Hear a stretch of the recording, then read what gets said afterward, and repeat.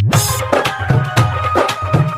Party जिंदाबाद जिंदाबाद, फोरन छाप जिंदाबाद जिंदाबाद। ओम शंकर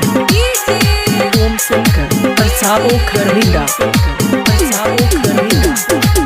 अब गेले इलेक्शन हो देखिया हो भाई, मधेश के बेटा सिके रात छै आइल, मधेश के नाम नहीं हंसाबिया हो भैया, जनमत पार्टी के जिताबिया हो भैया, मधेश के नाम नहीं हंसाबिया हो भैया।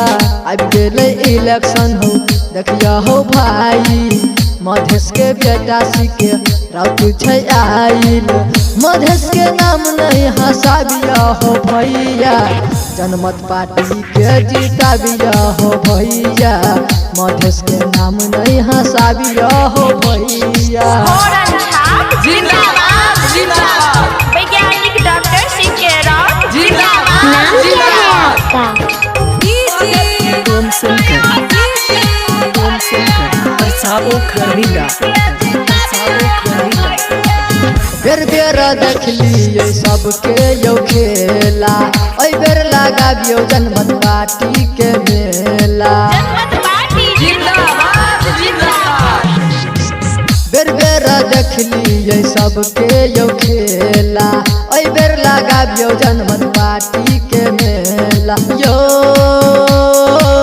मधेश में बारा है छै अत्याचार यौ, मधेश से हम सब करू ना प्यार यौ, मधेश के शान छियै मधेश के युवा, मधेश के नाम नहीं हंसाबिया हो भैया, जनमत पार्टी के जिताबिया हो भैया। माँ संतोषी रिकॉर्डिंग स्टूडियो रामपुर बाजार ओम शंकर परसाओ खरहिंदा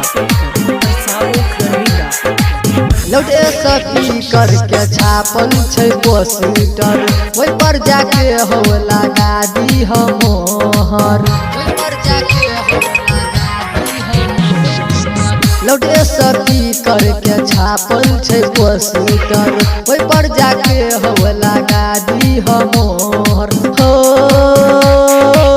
जब तक जीता तब तक करता जंग हो, डॉक्टर सीके राउत ई खेने छै कसम हो, गायक रविंदर गाबै छ मधेसी, मधेश के नाम नहीं हंसाबिया हो भैया, जनमत पार्टी के जिताबिया हो भैया। अब गेले इलेक्शन हो देखिया हो भाई, मधेश के बेटा सिके राउत छै आइल, मधेश के नाम नहीं हंसाबिया हो भैया, जनमत पार्टी के जिताबिया हो भैया, मधेश के नाम नहीं हंसाबिया हो भैया।